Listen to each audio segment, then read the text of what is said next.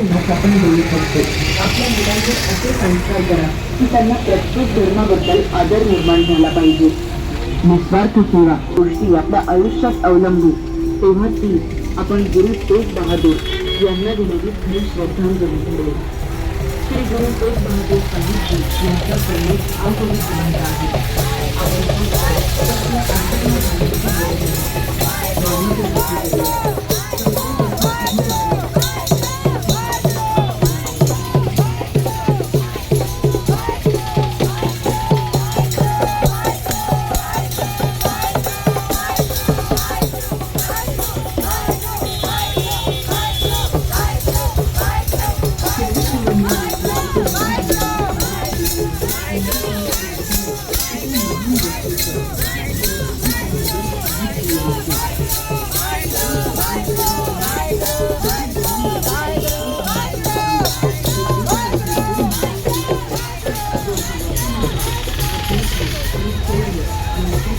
औरंगजेबाला जाऊन निरोप द्या.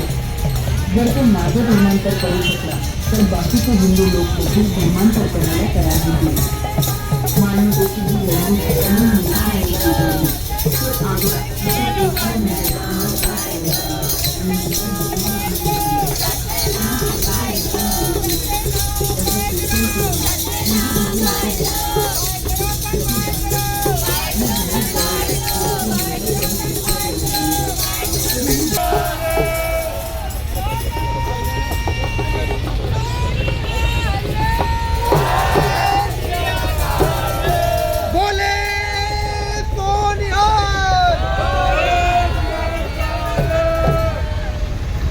नोव्हेंबर रोजी एका आणि ते बलिदान आहे हिंदुस्थानला लाभलेल्या एका महान व्यक्तीचं, गुरु तेग बहादूर साहिब जी यांचं.